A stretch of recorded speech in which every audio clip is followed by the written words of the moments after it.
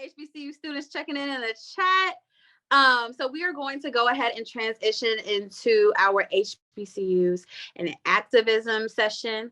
And join me in welcoming Clark Atlanta University and Fort Valley State University. Thank you so much. Thank you so much. I also believe that we have Albany State in the house as well, you know, as I call out my HBCUs that are present. Of course, I'm always holding it down for the entire AUC, which includes Morehouse College, Spelman College, Morris Brown College, and then the other graduate institutions, which include, you know, Morehouse School of Medicine and the ITC. So thank you so much. We're excited to have you here for our panel, which is HBCUs and activism. My name is Dr. Terry Platt. I am a professor at Clark Atlanta University, and I serve as the faculty lead for our CAU Votes activities, which is a great opportunity for me to work with students across the state as it relates to student voter engagement. So I'll serve as the moderator today. I wanted to give those who will be participating in our discussion today an opportunity to introduce themselves and to tell us their institutional affiliation. So go for it, team. I'll start. I am Genesis Ivy. I am a third-year political science scholar at the Fort Valley State University. All right. Awesome, Jen. Hello, everyone. It's good to see you all. I am Jacoba Moulton Jr. I'm a senior mass communications major. I attend the #1 public HBCU in the state of Georgia, Fort Valley State University. I serve as the 15th Mr. Fort Valley State University, as well as an esteemed Democracy Fellow. Wonderful, wonderful. Georgia is home to 10 HBCUs, with 8 of them serving undergraduate students. And it's worth noting that 4 are within a 2-mile radius. And so over the past few years, we've seen an increase in enrollment at HBCUs and an increased recognition of campus-based student activism and leadership on social and political issues. Specifically, HBCUs have historically and continue in a contemporary context to maintain space for student leadership, engagement, and activism around student voting. We have a panel discussion today, as well as a research presentation that will provide more detail and more discussion about what we're doing on our campuses that are innovative, that are creative, that are engaging, that support student voter engagement. We'll wrap up with a big picture summary, and then we'll open it up to question and answers. So let's go ahead and move into our panel discussion. So Jacoby, it looks like it's going to be a conversation between me and you and Genesis. And so let's get it started. I'll represent some of the Atlanta University institutions and sharing some of the things that we do in order to support student voter engagement. So I wanted to know, and audience, always feel free to put your questions or your comments in the chat, and we'll be able to address those or come back to them as we can, and particularly during the question and answer period. So I wanted you all to share with us, what are some of the issues that you see HBCUs facing as we support student voter engagement? I'll toss it to you, Jacoba. So some of the issues that I see HBCUs facing would definitely be just students being aware of how to get registered to vote. I know for me personally, it wasn't the easiest transition. My mom really had to show me the ropes and things of that nature. And I know everyone doesn't have those types of tools. So HBCUs have to work with students just one-on-one, really showing them, the ropes of how to get registered, where to register, and things of that nature. I know it can be a very overwhelming process, but I think HBCUs are still tackling it well. I agree. I think that is one of the challenges, is making sure that students have accurate and timely information about how to register, where to register to vote. I think it's also important to highlight that many of our students are coming from across the country. And so familiarizing themselves with our voter registration processes here in Georgia is something that many of our campuses have really taken strides to try to tackle with our students and trying to ensure that they have access. I know that some other issues that we've had to try to tackle are just making sure the students are aware of the polling locations. So I know Clark Atlanta is a split campus. So our students don't vote all in at the same polling location, even though there is one that's central to us on on the campus of Morehouse College. Not every student that lives on our campus, even in our residential facilities, are able to vote there. And so just making sure that they have high quality, accurate information to get where they need to go if they want to vote in person on election day. And so that is a serious challenge. Do you all have any other challenges too? Or As well as that you can see in general?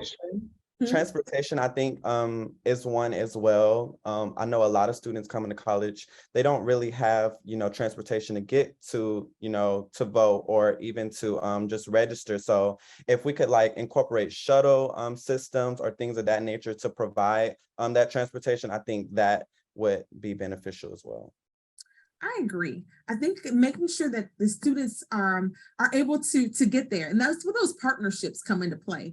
One of the things that I appreciate about Savannah State and Fort Valley State, as well as when we look at Albany State, is that the relationships that they build with the community organizations to make sure that transportation is available. Communities are bringing in the vans and the shuttle services to get the students back and forth to the polling locations, just to make sure that that's not a barrier, even though we do recognize it as a significant issue and a challenge for our students.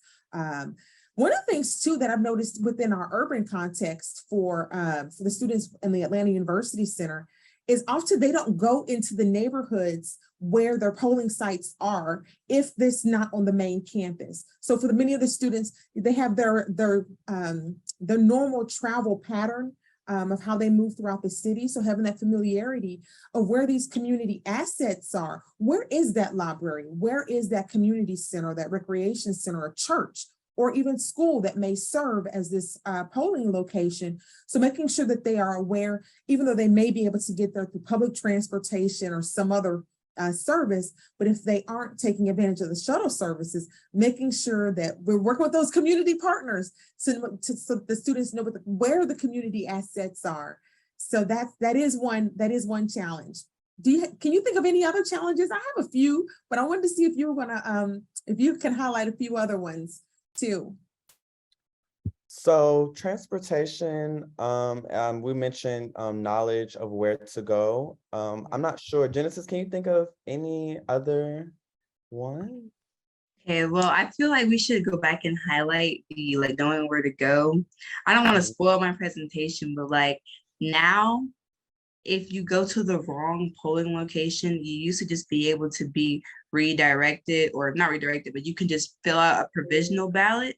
But now, if you go to the wrong polling place, like they'll either like deny you the right to vote, or they'll redirect you to another place. Let's say you go to the wrong polling place.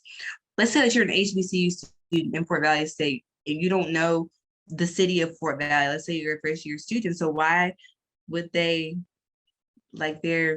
making it harder for us to vote? So I feel like it's very important that we educate students at Fort Valley State and at all HBCUs on where these polling places are at. I know at Fort Valley State, we don't have a polling place located on campus. I know we were in the works trying to get that situated as democracy fellows, but yeah, that's one of the major issues. It's good that you highlighted that, because that's something that often students aren't aware of, that even though they go to a location and they may think that, oh, okay, I can just still cast my ballot at this location, making sure that they're aware that they may be turned away and that they may be asked to fill out a provisional ballot. But as you know, how do they navigate that situation, navigate that for that context to make sure that the students are empowered? And one of the ways that I've seen student organizations really work with community groups is providing students with step-by-step instructions, access to websites, access to resources that can help them through their phones, through scanning a QR code in order to help improve and enhance and empower students' general awareness about where they can vote and where they should vote, even if they find themselves at the wrong location, because that does happen quite a bit. One of the other challenges that we've seen here, was particularly among many of the private colleges and universities, that our identification is not sufficient. for casting a ballot in Georgia. It's not considered an official state accepted identification for voting. And so many of the students, some students don't have a driver's license. So what do? And one of the challenges that we've been faced with is making sure that students are aware that they need to obtain a different form of identification or an approved voter identification in order to vote. Even though they may be registered to vote, making sure that they actually have that access to an approved identification for casting that ballot. And for registering to vote as well. And so we've been partnering, as we pivot to strategies, we don't like to mention a problem with them without at least highlighting some solutions.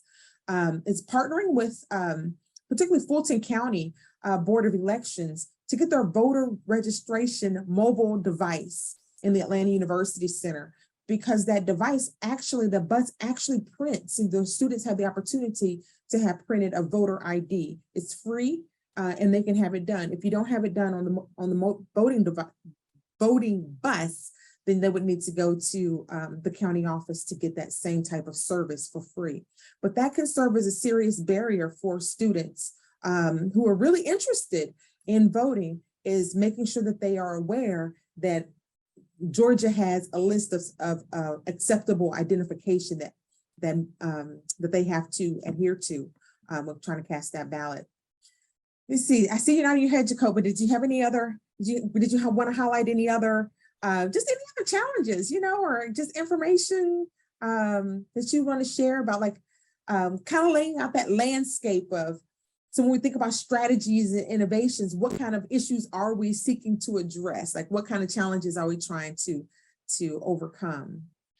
Well, voter suppression is definitely one that is very prominent. So I feel like with the new laws that have been passed, it's kind of hindering a lot of people, particularly students. We tend to be less patient, or we get discouraged very easily. So that is definitely one as well. I agree. I think the most recent legislation that was passed, SB 202, in providing more constrained parameters for actually supporting those who may be in line. What we do know is that often we do have longer lines at some of our polling locations, particularly when you think about a student schedule, that often they're going between classes. We think about we're working with those within the community who may be going during their lunch breaks, and the fact that we can't give each other food, that we can't share water, and that provides another barrier. But making sure that the students are aware that they should stay in line and be prepared for potential lengthy waits as it relates to actually casting that ballot, and knowing the cutoff time and what that means if you're in line, that they stay in line even if the time passes, to stay in line, because you still have a right to cast your ballot even after the time has passed. And so you just making sure the students have high quality information, and that information sharing is really key. Often we think about it in terms of making sure that they're registered to vote, but it's also making sure that they're empowered to vote. And that's something that I've seen HBCUs do really well in terms of, again, partnering with communities and coming up with some innovative strategies. So let's kind of pivot our discussion a little bit to talk about some of the strategies and innovations that are being used on our campuses in order to navigate some of these these areas and these topics. What are you all doing over there at Fort Valley State? So I'll let Genesis. Okay. So I know our NAACP just hosted this. I know the national NAACP, they're doing like a Black Renaissance tour where they go to different historically Black college universities. And I know our president had a big cookout tailgate for our game. So of course, you see food, you see a barbecue, their interest is gonna be piqued because, oh, they're selling free food, what's going on? So then they go over there and just handing out pamphlets and flyers, and it's here's your voter information and here's what you do. Are you voting in this election? It's no, I didn't plan on voting. Well, why should I vote? And then the conversation's instantly sparked there. So I feel through fellowship and through community bonding, that is really the way to make things happen, especially at an HBCU. So I commend our NAACP for that. They did an amazing job. Turnout was really good. But she told me, the president, she said there's still a lot of work that needs to be done. And I know for Vote Early Day, Fort Valley State University Democracy Fellows are partnering with Mercer. Now they're not an HBCU, but they are a college in Georgia, and their two fellows are African-American females. So they feel kind of the same disparities that we feel, even though they do attend a PWI. So we're trying to plan something big just like that, just like, like a cookout type event to appeal to our kinds of students. Oh, I love it. Leaning into the campus culture in order to create opportunities for community and fellowship and information sharing that support student voter education, registration, and I know it's going to turn out to student voter engagement in terms of like actually casting a ballot. But I think it's really important to recognize your campus culture and how do students engage. So recognizing that there's some opportunities in terms of taking advantage of tailgating culture, taking advantage of, when students are outside and engaging in the spaces that are designed for students to come together, but making sure that there's food as well as, DJ and some music, encouraging student organizations to get involved. That can really, really make a difference in creating an inclusive environment that supports what your overall objectives and your goals. And it sounds like you all did a great job of doing that. Jacobus, were you going to add some more? Something that you mentioned, the inclusive environment, I think that's very important. Like on an HBCU campus, you really have to know your demographic. You really have to know who you tend to in order to spark that interest. So like we had the 360 booths and we had the different tents and the huge bus, that was perfect. And I know for the new freshmen coming in, half of them may not be familiar with, civic engagement, but the fact that they were able to get their attention by those things and then, kind of usher in the information was perfect. It was an amazing event. I attended, I got some ice cream and I was, notified about, the elections, the voter registration, all of that. So I feel like if we push more events like that, ultimately we'll get our end goal.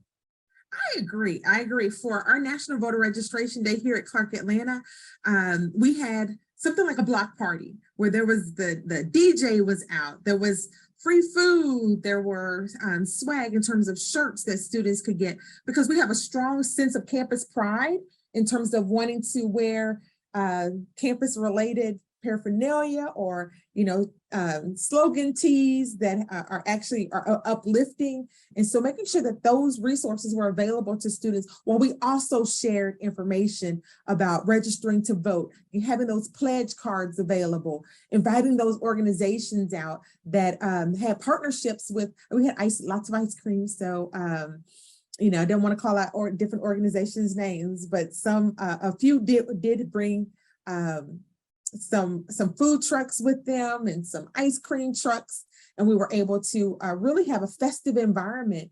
And I'd say over 1,500 students passed through, and about 700 of them signed pledge cards, registered to vote, gained access to voter information. But to kind of build on what you all both said, something that I noticed that Spelman has done and Morehouse has done, as well as CAU, and I'm sure many of the other HBCU campuses are doing, is taking advantage of the student organizations, the NAACP connections to our campus, taking advantage of SGA connections, and also the Divine Nine. You can't leave out the Divine Nine. So the Black Greek lettered organizations and getting them involved to fulfill their organizational missions, but also to get them to tie in to support our collective campus efforts of student voter engagement. And so that's something that I've seen on our campus. Do you all get them involved too? Do they jump in and having the student leaders across the campus get involved? For sure, 100%. Genesis serves on the SGAE board. I am under SGA as well, and I also am a member of the Divine Nine. So it was really good to see members just like myself there. The AKAs were there. They actually were running a table and just fulfilling those principles of the organization. That's the most vital part. as well as Sigmas, Deltas. Everyone was there, just really harmoniously doing their job, not even, didn't even have to stroll or do anything like that. You know, they were just really there for the information, there to fulfill a mission. I think that's the most important, when we can all have different student leaders come together for one common goal. I agree. I agree. One of the things that I've noticed too with HBCUs as like an innovative strategy is having within the SGA a strong civic engagement focus. And so having democracy fellows who serve on the SGA, having a dedicated office for student leadership that focuses specifically on student voter engagement. And so I know that's something that Spelman and Morehouse have done. And I want, and just to see on you all's campus that you all have this individuals who are dedicated to student voters, so that there's this constant momentum on our campus and a recognition of the inclusion of student voice in leadership that's dedicated specifically to student voter registration and engagement. And so it keeps it as a priority on the agenda of student government and of the campus. And I think that's a really good thing because one of the things I've noticed too, in terms of innovation, is how you all enter into several spaces in terms of institutional leadership, that you have access to the provost, you have access to deans and your university president to be able to speak to the needs and the interests of your students to get this support for what you want to do as it relates to student voter engagement. And so I think that's something that it may not be specifically unique to HBCUs, but I do see it as something that is definitely leveraged as a strategy on the campus of HBCUs in order to support student activism in general. I definitely agree. They say like the HBCU culture, we're all like a family and we're very like, you know, traditional. And I feel like that is like our biggest superpower, is that we have that close-knit relationship. So if we need something, we just email our VP of Student Affairs and it's like, this is what we need to get done. Like, can you help us make it happen? And they're gonna, you know, most of the time come through. So yeah. Yeah, I agree. I like the way you said it's kind of like a superpower of HBCUs because there are many pathways for communicating with administrators in order to achieve your goals and to accomplish your outcomes as it relates to student activism. And that's something I find very unique in some of HBCU campus cultures is that relational connection between students and administration to kind of break down some of these institutional barriers. So it's not such a rigid divide between student life and the administrative side of the university in terms of achieving common goals of an included and inclusive student body and campus that has articulation of political and democratic voice. And so that's just wonderful. It's beautiful to see.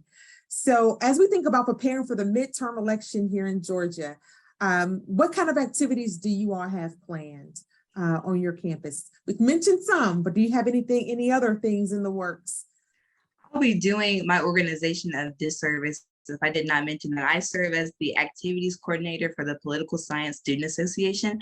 I know last night we just had a voter registration panel, and we also had a voter registration drive, we had a good turnout for that. We had an FESU alum come in, Miss Fanika Miller, and she serves, I forget like what her position is, but she's the truth is what I've heard, which was really nice. Our biggest focus right now, so Jacoba and I, and also Breland, he is missing, but he is also a democracy fellow with us.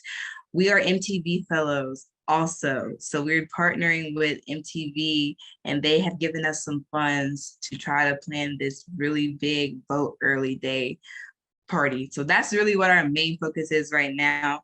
And then we have an Instagram account and I have learned how to make flyers for that.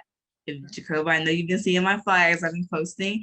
So I feel like education is the key to anything. It's the way out. It's the way to make a living for yourself. And it's also the way to inform students on what's going on in the world. So why not have a pretty graphic just to put out about like what's going on? Like, here are your candidates. These are what they these are their morals, these are their values, what they believe in.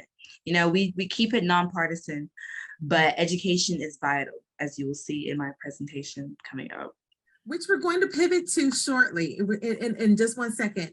And so I just want to thank you all for sharing with some of the strategies that are happening on the campuses, some of the innovations that are occurring, because there are some real barriers and some real challenges that we need to overcome as it relates to student voting in Georgia, but also that are unique to HBCUs and where we're located demographically, but then geographically, I'm sorry, but then also recognizing that sometimes it can be just making sure the students feel included in the overall process. And so I think it's really key, and it's really wonderful to hear that students are leading the charge on our campuses in order to support these efforts to get students registered to vote. And so I want to shift over to you, Genesis, for your presentation of some of the wonderful research that you've done that kind of underscores the importance and the value of HBCU activism in this area.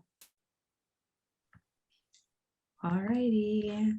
Okay, so someone needs to make me a host so I can share the screen.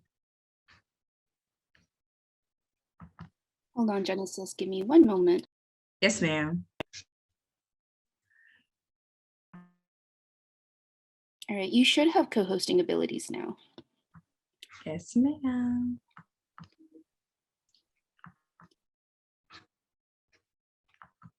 Can you all see my screen? Okay, for a second. Yes, I can see it.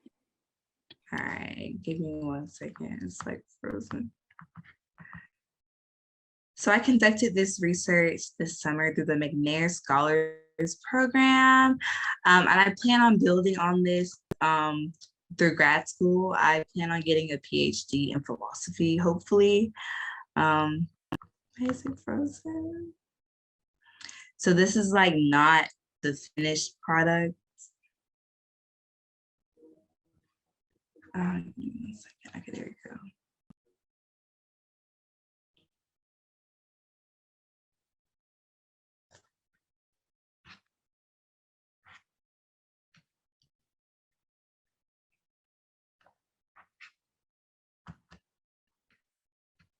Give her 1 second.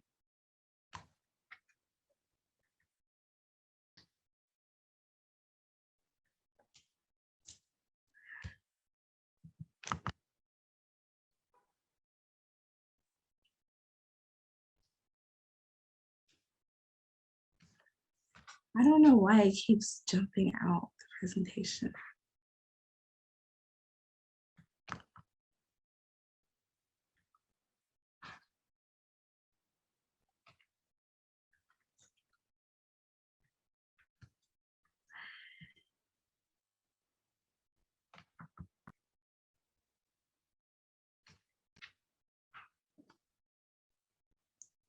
Okay, can you all see? Yes. Okay, and I'm kind of lagging. Am I clear? Okay.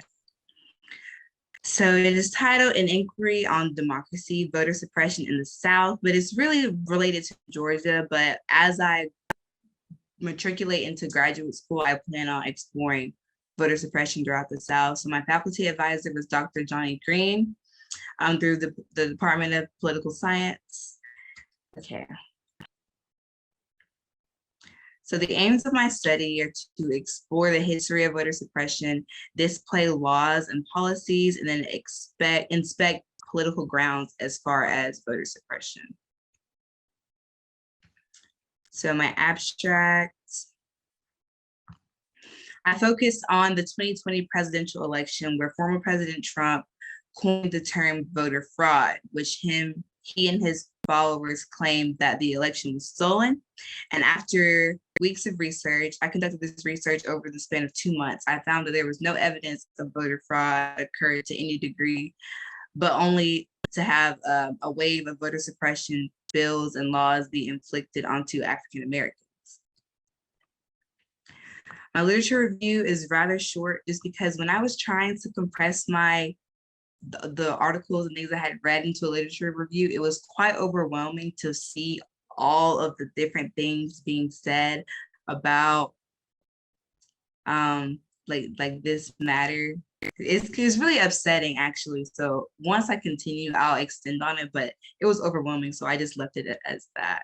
But my faculty mentor wrote an article discussing how far back voter suppression dated back to. So if we look at Great Britain and no taxation without representation, it was basically those same principles being used in America today that we still see.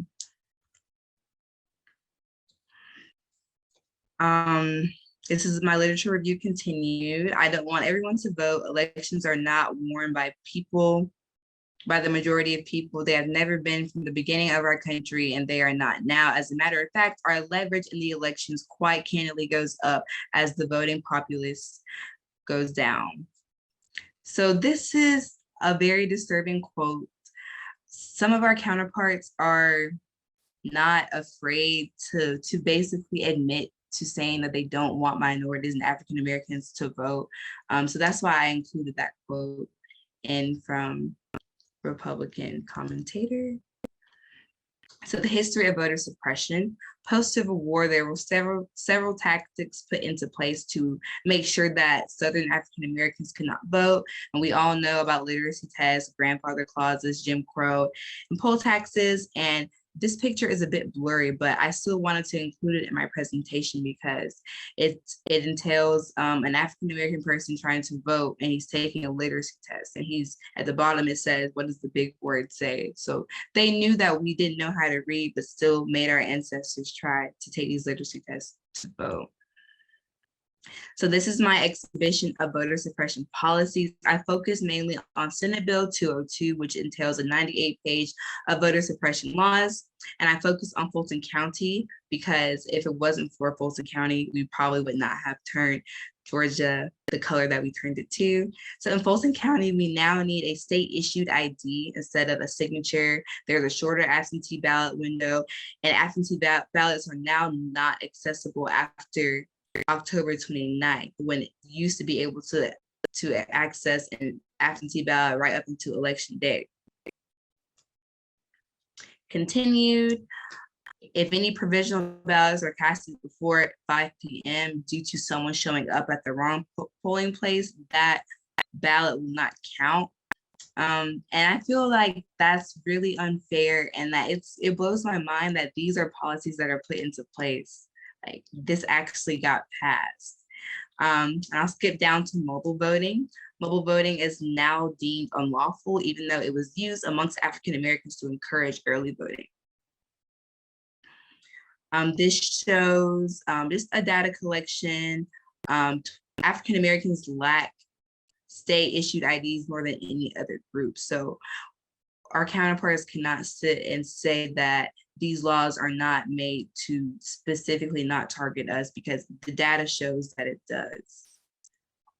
Now, one of the more hostile attacks against African American voters was the elimination of mobile voting, because we all know Souls to the Polls is where Black churches got together and they fellowshiped and they congregated to utilize voting mobilization in their communities as an early voting tactic. But now, under Senate Bill 202, that was deemed unlawful. These are just a series of quotes from inspecting political grounds of voter suppression from political figures throughout history. The president of Mississippi's 1890 Constitutional Convention said, "We came here to exclude the Negro," and that is directly talking about African American voters. Conservative political commentator, "I don't want everyone to vote," from the quote earlier. And then our own governor of Georgia said he was frustrated, as anyone else was, with the results, especially at the federal level. And we did something about it with Senate Bill 202. And when doing my research, it was revealed that Governor Kemp accidentally said that televised. He didn't mean to say that out loud, but he did. And then we have Mitch McConnell, the minority leader of the US Senate. He says African American voters are voting in just as high percentage as Americans. And so when I read that quote, I was like, aren't African Americans Americans also? So it just blows my mind that they're comfortable saying these things aloud. And then they try to say like, we're not trying to suppress you all's vote. We're just trying to prevent this voter fraud that doesn't exist. So these are some of the outcomes. This is the general election in Fulton County. And these were the registered voters, the votes, and then the turnout. And then this is the comparison after Senate Bill 202 is created. So as you can see, the numbers increased in all aspects, in all races. So although I was looking at my hypothesis. So voter turnout is growing even after voter suppression laws. I feel as though it's because these laws are still relatively new and that there's no implication that shows that these laws have had a negative impact on voting. But once they settle in, I feel like we will see a negative impact. So now we have all this momentum and we're ready to go. We're ready to get the ball rolling. But, you know, I feel like everything will slow down eventually, and then SB 202 will really settle into the culture. Now, I'm not saying that we as a people or we as, voter coalitions will stop the work that we're doing, but it's always a possibility. Now, regardless of the statistical findings, it is important to remember that the intent was always there. Lawmakers such as Governor Kim were intentional when creating laws such as Senate Bill 202. Alrighty, that's my presentation. Thank you so much, Genesis, and for sharing all those insights and those details about SB 202, because it will have an impact. It is having an impact on our organizational efforts. It's adding, when you think about the pipeline that takes a person from a desire to cast a vote all the way to the ballot box, it's poking holes in that pipe so that there are more opportunities for potential voters to leak out of the process. Or not to have the support that they need in order to make it all the way there. And so to cast that ballot and to have it count. And so, so it is imperative that our institutions, that we work with organizations, that we're very intentional in our efforts to register students to vote, that we ourselves are aware of not just these changes, but the implications of these changes for ensuring that, that everyone who is interested in casting a ballot in Georgia, who is able to do so, is qualified to do so, can do so, and have that ballot count. So the research you're doing, I think, is significant, it's impactful, and I'm glad that you're continuing with this effort, because the midterm election will help to provide some really good data for you, particularly as we prepare for the next general election in 2024. So keep up the good work, keep up the research, and it'll be really interesting to see when you report back to us. What else did you find in this area? And so HBCUs have had a long history of being a site of student mobilization, of having a high level of awareness of what's needed in order to support student engagement and democratic inclusion, particularly when we see these contested encroachments of our democratic freedoms, as highlighted by Genesis in her work. But what we find is that our institutions continue to work with community groups, national organizations who continue to support our work in order to promote public policies and to push for broader democratic inclusion. I'm excited to know that later on, there will be the MTV Voting Earlier is Easier Challenge discussion at 2:15. This initiative has been very supportive of many of our campus efforts to encourage student voter registration.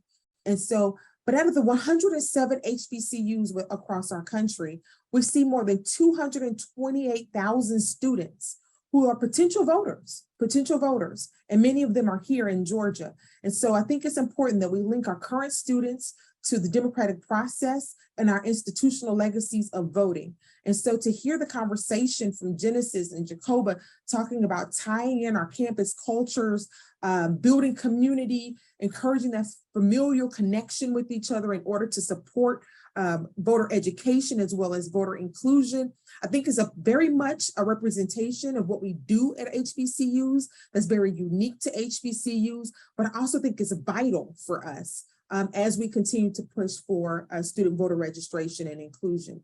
And so when we look at laws and voting reform efforts like SB 202, while it does have a chilling effect on student voter engagement through this modification of absentee ballots, the criminalization of supporting individuals, reducing access times. I see us being very creative in our strategies, very intentional in our partnerships to make sure that we plan ahead of time to take advantage of all the minutes, all the moments to get our students to the polls. So when we think about these current innovations and strategies for inclusion, and when we think about consolidating our voting strength and fostering free expression, as well as supporting informed activism and promoting inclusive democratic and civic engagement among our communities, there's some observations that I've noticed. Is that one, campuses are very keen and very attuned to right-sizing their planning. Often we have organizations that come on our campus that really want to support us, but they may not have strategies that tie in well with what our institutional approaches are, what our institutional resources can manage. And so many of our institutions are participating in action planning through the All in Democracy Challenge, through Campus Vote Project, Democracy Fellows, to be very intentional about how we're strategically organizing our efforts and streamlining our resource allocations to make sure that we take full advantage of these opportunities to register students to vote. But these community partnerships, I think as well, are very key. We can't do it alone. Many of our campuses have resource constraints. When we think about our student population, when we think about that many of them are Pell eligible, often 50, 75% Pell eligible students. We think about our institutions. Some of us have our institutions that may have lower than average endowments. And so when we think about being good stewards of the resources we have, that necessitates partnerships and building relationships within the community so that we can expand our capacity to do more with less. And that's why I think it's working together with other institutions in our area, working together with student leaders to be creative, to leverage social media, to take advantage of our opportunities to just engage one-on-one in these communications with students in the spaces where they naturally meet, can be very successful for us. Sometimes low tech is high tech in terms of trying to reach our students. But then there's also these strategic initiatives as well. The other thing that I've noticed as it relates to HBCUs is there's a recognition of the urgency of now. It's always been imperative for HBCUs to stay engaged and involved in local politics, state politics, and federal politics. But there's a particular urgency of now in Georgia because we're seeing these new, these bold legislative actions that are taking place or that have taken place or maybe proposed to have an impact on our campus and our student voice. And so to empower our students to speak up, to advocate for themselves, as well as supporting and having our administrators support our student efforts. And so there's this recognition of an urgency of now and an awareness that what we see happening in the street directly impacts what happens on our campuses. And so there's a need to support this social justice activism of our students that can manifest through civic engagement and voter engagement. And the last thing I wanted to just kind of highlight in this area is that there's a recognition that local political context matters. What we've seen is that in many instances, particularly in these midterm elections, our student populations have the capacity to have magnified impact on election outcomes. Voter participation tends to be a little lower in midterm elections, but this is an opportunity, I think, for us to really mobilize our students to engage in the democratic process at a level, particularly we're seeing a lot of state level positions where there are contests at the state level and local level, where students are able to articulate voice through casting a ballot that can have a more immediate impact on their lived experiences while they're here at our colleges and at our institutions. And so this is a great opportunity to get our students involved and to actually maximize their impacts at the local level. So local context matters in terms of our relationship with our county election offices, recognizing the relationship of our institutions with our elected officials, and even with the candidates, to make sure that the promises that they're making to our campuses, when they come to speak, when they're giving, on their campaign trail as they're passing through, we hold them accountable, because they will, if they are elected, hopefully will follow through, that we can hold their feet to the fire to make sure that they are at least honest in their dealings with our institutions. And so I was just really excited to hear that there's so many wonderful things happening on our campuses. There's innovation, there's creativity among our students, but it's also undergirded with the historical recognition that this is a part of a long legacy of HBCUs of being involved. And when you look at our missions, our visions of our institutions, you see these deep connections. But what's heartening right now is to hear about these contemporary reflections on what this means for now. And it's so wonderful to have Genesis share her research, to have Jacoba share what's going on at Fort Valley State. And so I just say thank you so much for sharing. And I want to open it up for question and answer, or some final, some additional words maybe from Genesis or Jacoba that you might want to share as we transition to question and answer.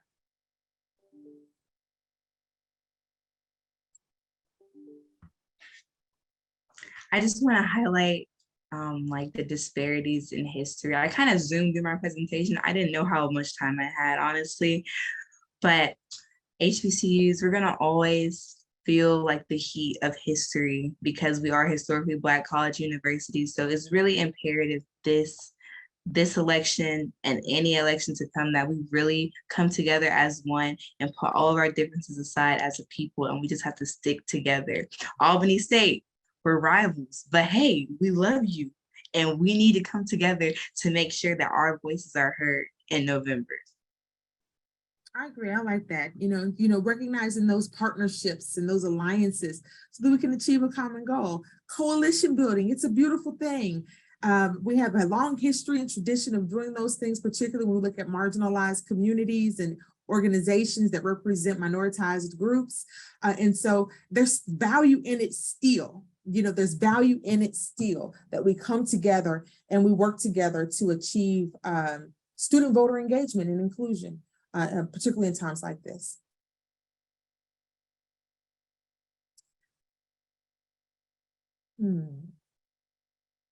I have a question for Genesis and Jacoba. Just kind of just wanted to know, so when you're working with SGA, the Student Government Association, on your campus, how do you see opportunities for including civic engagement or civic education or just civic awareness into the programming within the SGA for the academic year?